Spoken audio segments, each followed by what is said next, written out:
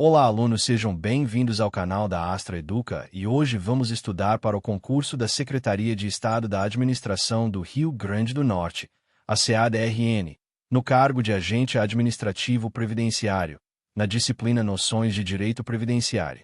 Nesta aula nós vamos organizar os fundamentos do sistema previdenciário brasileiro com foco no regime próprio de previdência social, o RPPS, e na legislação federal que impacta diretamente os regimes próprios, especialmente a Constituição Federal, no artigo 40 e dispositivos correlatos, e as emendas constitucionais 19, 20, 41, 47 e 103 de 2019.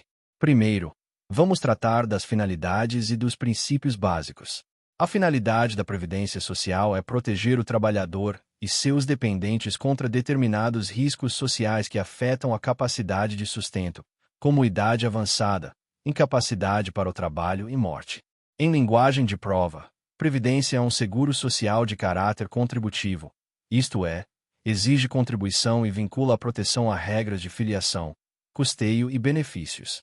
Ela não se confunde com assistência social, que é não contributiva, nem com saúde, que é universal. No setor público, essa finalidade se concretiza no RPPS, que é o regime previdenciário dos servidores titulares de cargo efetivo, criado para assegurar principalmente aposentadorias e pensões, obedecendo a parâmetros constitucionais e regras do ente federativo. Os princípios básicos mais cobrados se conectam à Seguridade Social e ao artigo 40. No artigo 40, o regime próprio é descrito como contributivo e solidário, mantido mediante contribuição do ente público, dos servidores ativos, em certas situações previstas na Constituição, também dos aposentados e pensionistas, sempre com equilíbrio financeiro e atuarial. Contributivo significa que há financiamento regular, com base de cálculo e alíquotas, e que benefícios dependem de regras de custeio. Solidário significa que há lógica coletiva. As contribuições de hoje sustentam benefícios de hoje, dentro de um sistema intergeracional e institucional. Não uma conta individual simples, ainda que possam existir mecanismos complementares de capitalização em regimes de previdência complementar. Equilíbrio financeiro é a capacidade de o regime pagar suas obrigações no curto e médio prazos com as receitas disponíveis, sem ruptura de caixa. Equilíbrio atuarial é a sustentabilidade de longo prazo, considerando projeções de contribuições, evolução salarial, expectativa de vida, crescimento do número de beneficiários e demais variáveis. Em prova, quando aparecer equilíbrio atuarial, pense em planejamento de décadas e obrigação de manter o RPPS sustentável, inclusive com medidas de ajuste quando necessário. Agora vamos para a Seguridade Social, conceitos, princípios básicos e organização. Seguridade Social é o conjunto integrado de ações de iniciativa dos poderes públicos e da sociedade destinado a assegurar os direitos relativos à saúde, à previdência e à assistência social. Essa definição é constitucional e é muito cobrada porque mostra que o Brasil organiza proteção social em 3 áreas com lógicas distintas. Saúde é direito de todos e dever do Estado, com acesso universal. Assistência social é para quem dela necessitar, independentemente de contribuição, voltada à proteção de vulnerabilidades. Previdência social, por sua vez, é contributiva e protege riscos específicos. Os princípios da Seguridade Social, em geral, incluem ideias como universalidade da cobertura e do atendimento, uniformidade e equivalência dos benefícios e serviços às populações urbanas e rurais, seletividade e distributividade na prestação de benefícios e serviços, irredutibilidade do valor dos benefícios, equidade na forma de participação no custeio, diversidade da base de financiamento e caráter democrático e descentralizado da administração. Para fins de prova, o que importa é: a Seguridade é um sistema amplo, com princípios próprios, e a Previdência, embora faça parte da Seguridade, tem desenho contributivo, com regras específicas, inclusive para a RPPS, passando para custeio e benefícios da Previdência Social e para os regimes de previdência. Existem, de forma simplificada, 2 grandes regimes públicos: o RGPS, Regime Geral de Previdência Social, e os RPPS, Regimes próprios de previdência social. O RGPS é administrado pelo INSS e abrange, em regra, trabalhadores da iniciativa privada e outros segurados previstos em lei, além de servidores que não são titulares de cargo efetivo, como ocupantes de cargos exclusivamente comissionados, temporários e empregados públicos, conforme hipóteses constitucionais. Já o RPPS é o regime do servidor estatutário ocupante de cargo efetivo no âmbito do ente federativo que instituiu o regime, como União, Estados, Distrito Federal e municípios, respeitadas as regras constitucionais. Para o agente administrativo previdenciário, um ponto fundamental é saber identificar o regime aplicável, porque isso define o caminho do processo e as regras básicas. Se a pessoa é servidora efetiva vinculada à RPPS, a concessão de aposentadoria e pensão seguirá ao regime próprio e à legislação do ente, observando a Constituição. Se é comissionado sem vínculo efetivo, temporário ou empregado público, a regra tende a ser RGPS, com procedimentos do INSS. Questões de prova frequentemente exploram essa diferença em casos práticos. Agora o foco. O regime próprio de previdência social, no artigo 40 da Constituição Federal. O artigo 40 estabelece que a União, os Estados, o Distrito Federal e os municípios poderão instituir RPPS para servidores titulares de cargo efetivo. Ele define a natureza do regime, contributivo e solidário, e estabelece bases para aposentadorias e pensões. Ao longo do tempo, as emendas constitucionais modificaram profundamente critérios de concessão e cálculo, mas o núcleo permanece. Aposentadoria e pensão são as prestações centrais do RPPS, e o sistema deve estar financeiramente e atuarialmente equilibrado. Quando o edital fala das prestações em geral, você precisa entender o que é prestação previdenciária e como se classifica. Prestação é aquilo que o sistema entrega ao segurado ou aos dependentes diante de um evento protegido. Pode ser benefício, geralmente dinheiro, ou serviço, dependendo do regime. No RGPS há vários benefícios típicos, como aposentadorias, pensão, salário maternidade, auxílio por incapacidade temporária e outros.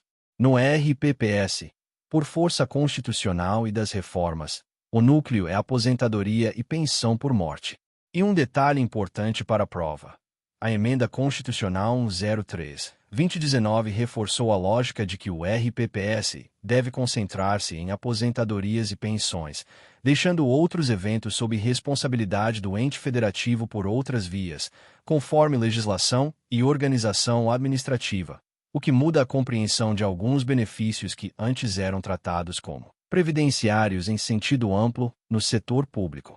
As aposentadorias no RPPS, em linhas constitucionais, incluem aposentadoria voluntária, aposentadoria por incapacidade permanente e aposentadoria compulsória. A aposentadoria voluntária depende de critérios como idade mínima, tempo de contribuição e outros requisitos definidos pela Constituição e pela legislação do ente, observando as reformas e regras de transição. A aposentadoria por incapacidade permanente exige avaliação e critérios legais, e a compulsória ocorre quando o servidor atinge idade limite prevista constitucionalmente. A pensão por morte é devida aos dependentes do segurado, com regras de dependência, duração e cálculo que sofreram mudanças importantes com reformas. Agora vamos para o recolhimento das contribuições, um tema muito cobrado em provas de área previdenciária, porque o sistema só se sustenta com custeio correto. No RPPS, as contribuições são, em regra, do servidor e do ente público. A contribuição do servidor incide sobre uma base definida em lei local, geralmente chamada de remuneração de contribuição, e é descontada na folha. A contribuição patronal é de responsabilidade do ente federativo e também deve ser recolhida para o regime conforme critérios legais. A lógica de custeio no RPPS inclui ainda a possibilidade de contribuições suplementares ou extraordinárias quando houver déficit atuarial, conforme regras constitucionais e legislação local, porque equilíbrio atuarial é exigência constitucional. Para a prova, guarde a ideia: se o regime tem déficit, a Constituição e as reformas permitem mecanismos para equacionamento, o que pode incluir contribuições adicionais e ajustes paramétricos.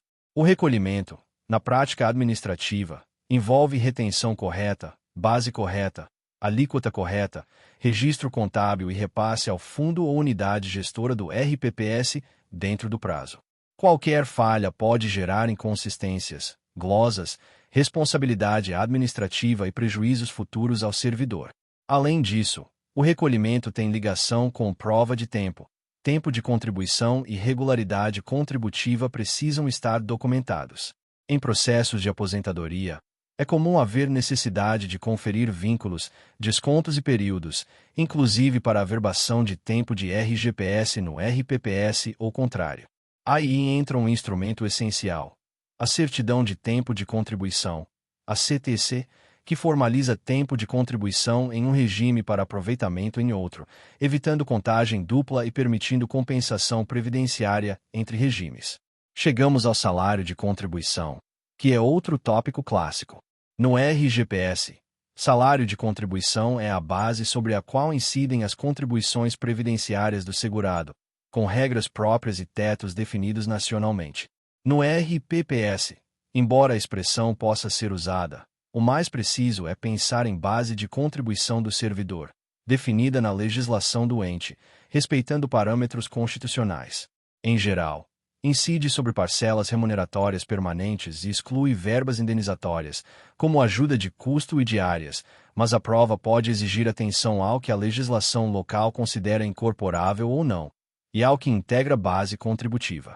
A ideia-chave é a seguinte: contribuição incide sobre remuneração de contribuição, e o que entra ou sai dessa base impacta diretamente o equilíbrio do regime e o cálculo futuro de proventos. Por isso, reformas previdenciárias e leis locais frequentemente ajustam a base, alíquotas e regras para dar coerência entre contribuição e benefício.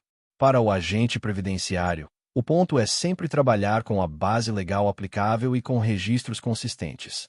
Agora vamos para a legislação federal previdenciária aplicável aos RPPS, especialmente a Constituição Federal, artigo 40 e correlatos, e as emendas constitucionais 19, 20, 41, 47 e 103, 2019. Aqui a banca costuma cobrar dois tipos de questão. Uma de histórico normativo, perguntando o que cada emenda alterou de forma geral, e outra de consequência prática, perguntando qual princípio ou qual lógica passou a orientar o regime após as reformas. A Emenda Constitucional 19 é conhecida como reforma administrativa, embora não seja exclusivamente previdenciária. Ela impacta o setor público e contribui para a lógica de eficiência, gestão e reorganização administrativa, que se reflete em políticas de recursos humanos e, indiretamente, em gestão previdenciária. Em prova, ela pode aparecer como marco de modernização administrativa e de reforço do princípio da eficiência, que influencia inclusive a qualidade do atendimento e a gestão dos regimes. A Emenda Constitucional 20 é a Reforma Previdenciária de 1998. O foco dela foi mudar a lógica do sistema, reforçando o caráter contributivo, estabelecendo parâmetros mais rígidos para a aposentadoria e afastando modelos mais antigos que permitiam aposentadorias com requisitos menos vinculados à idade e contribuição. Ela introduz e fortalece o conceito de tempo de contribuição como critério central e reforça a necessidade de equilíbrio financeiro e atuarial. Para concurso, guarde que a S20 é um divisor de águas. Ela inicia o ciclo de reformas que endurece requisitos e estrutura o RPPS sob lógica de sustentabilidade. A Emenda Constitucional 41, de 2003, é outro marco importante. Ela promoveu mudanças relevantes no cálculo e na concessão, reforçando regras de contribuição e permitindo, dentro de parâmetros, contribuição de inativos e pensionistas em determinadas condições, como mecanismo de equilíbrio. Também alterou regras relacionadas à integralidade e paridade para muitos grupos, criando distinções e regras de transição. Em prova, a essência da SC41 é ajuste estrutural para sustentabilidade, com mudanças no modo como proventos se relacionam com remuneração e com maior ênfase em regras contributivas. A Emenda Constitucional 47, de 2005, É frequentemente cobrada como emenda que ajustou pontos da SE 41 e trouxe regras de transição e refinamentos, especialmente para categorias e situações específicas. A banca costuma cobrar a ideia de que a SE 47 ampliou possibilidade de transição para quem já estava no serviço público, buscando equilibrar sustentabilidade com proteção de expectativas de direito, sem voltar ao modelo anterior, mas ajustando critérios e possibilidades. Por fim, a Emenda Constitucional 103/2019 é a reforma da Previdência mais recente e mais abrangente.